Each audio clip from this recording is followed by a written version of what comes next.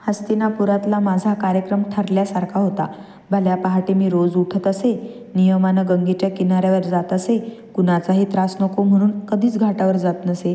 दुसरी एक छान निवांत अशी जागा मी माझ्यासाठी निवडली होती. तिथं कुणीच येण्याची शक्यता नव्हती. तिथं जाऊन मी मनसोक्त डुंबत असे. नंतर कंबरभर पाण्यात येऊन उभा राही. माझ्या पायांना लहान लहान मासे येऊन लुचत.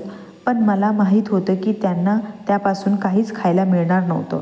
माझ्या अभेद्य कातडीला चावून चावून ते कंटाळत आणि शेवटी निघून जात. पुढं तर ते माझ्या आसपास फिरकेनात. माझे पाय म्हणजे पाण्यातील 2 नित्याचे खडकच आहेत असा त्यांनी समज करून घेतला असावा. उंजळीत पाणी घेऊन मी सूर्यदेवांची वाट पाही. दूरवरच्या गंगेच्या पाण्यातून ते हळूच डोकावत. त्यांच्या किरणांनी तिच्या असंख्य चिमुकल्या लहरी डोक्यावर सोनेरी वस्त्र घेऊन नाचताहेत असं वाटे. मध्येच एखादा कारंडव पक्षी आम्हा दोघांमध्ये फेऱ्या घाली. त्याच्या इकडं तिकडं फिरण्यानं त्या तेजाची तेवढीच जागा दिसायची बंद होई. मी मनात म्हणे, या एवढ्या चिमुकल्या पक्षात सुद्धा काही शक्ती आहे. आपल्या अस्तित्वानं तो सूर्यबिंबाला सुद्धा झाकू पाहतो. तो पक्षी दूर निघून जाई, बिंब पुन्हा तळपू लागे.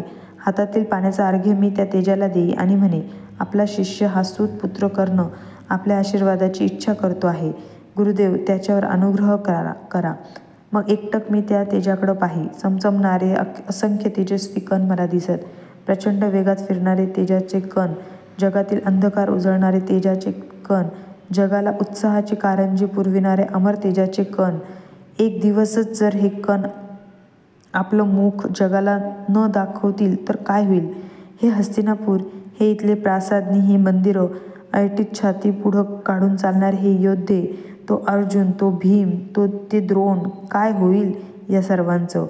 छे, किती कर्तव्यदक्ष आहेत हे तेजाचे कण.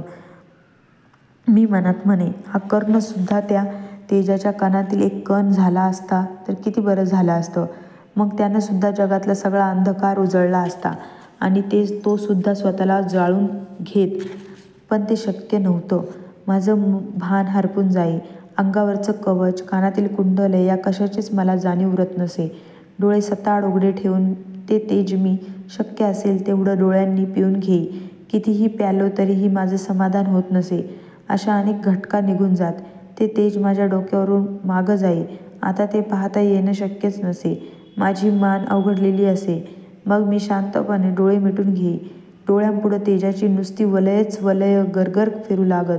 शरीरातील रक्ताचा थेंब न थेंब त्या तेजातील कणासारखा फिरतो आहे असं वाटे. बऱ्याच वेळानंतर मी डोळे उघडी. माझी पाठ चांगली खरपूस तापलेली असे. किनाऱ्यावरची वाळूही तापलेली असे. मी लगबगीने पाण्याबाहेर येई आणि वस्त्र बदलून झपाझप पावलं उचलीत राजवाड्याकडे चालू लागे. राजवाड्यावर येताच युद्धशालेत घालण्याची वस्त्र अंगावर चढवून मी शोणाला घेऊन युद्धशालेकडे जाई. तिथं आमचा सगळा दिवस निरनिराळी शस्त्र हाताळण्यात जाई. कधी मंडलं घेत गदा फिरवावी, कधी खड्गाचे हात करावे, कधी शूल फेकावं. जे शस्त्र हाताला लागेल ते सफाईदारपणे चालवल्याशिवाय माझं मत कधीच समाधान होत नसे. विशेषतः धनुष्याच्या सरावासाठी तर मी घटका घालविल्या होत्या. कारण कोणतीही विद्या ही एखाद्या रोपासारखी असते. तिला निष्ठेचं खत नि मनाच्या एकाग्रतेचं पाणी मिळालं तरच ती वाढते. या अभावी उलट ती मरण्याची शक्यता असते. दिवसभर मी या निष्ठेची आणि मनाच्या एकाग्रतेची पराकाष्ठा करी. जे अवघड असे ते प्रथम शिकावं असं मला वाटे. ते मी शिकून घेई. संध्याकाळी सगळेजण गुरुवर्य द्रोणांची आज्ञा होताच हातातील शस्त्र खाली ठेवून आपापल्या निवासस्थानाकडे निघून जात. मी शोणाला तिथंच थांबायला सांगून लगबगीनं गंगेच्या किनाऱ्यावर येई. युद्धशालेच्या मागूनच ती वाहत पुढं नगरात गेली होती. त्या ठिकाणी उभा राहून मी पश्चिमेकडे पाही. हस्तिनापूरचा निरोप घेणाऱ्या सूर्यदेवांना मी वंदन करी. माझ्या अंगावरून आपली सोनेरी बोटं फिरवीत ते जणू म्हणत, आता आपली भेट उद्या. दिवसभर निरनिराळी शस्त्र फिरून आलेला शीण क्षणातच निघून जाई. रात्री अंथरुणाला पाठ लागताच दिवसभराच्या कष्टामुळं मला ताबडतोब झोप येई. पण कधी ती रुसलेल्या मुलासारखी रुष्ट होई. गुरुवर्य द्रोणांचे ते शब्द आठवत, राजकुमारांबरोबर कसं शिकता येईल याला.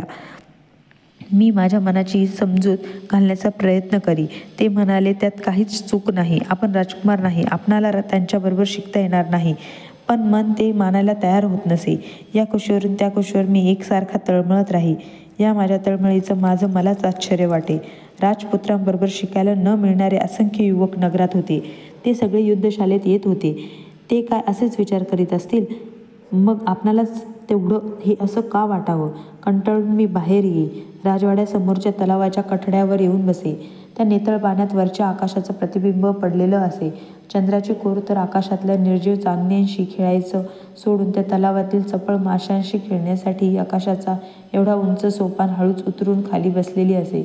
तलावातील निर्भीड मासे त्या कोरीशी एकसारखा पाठशिवणीचा मजेदार खेळ खेळत. बराच वेळ मी ती माशांची लाडिक चपळ धावपळ पाहत राही. सभोवतालच्या तटबंदीत कुठंतरी घर करून राहिलेल्या कपोतांपैकी एखादा चुकून क्षणभर घुमून शांत होई. चंद्रकोरीकडं पाहत पाहत सोपान चढून मी परत दालनात येई आणि शांत मनानं झोपी जाई.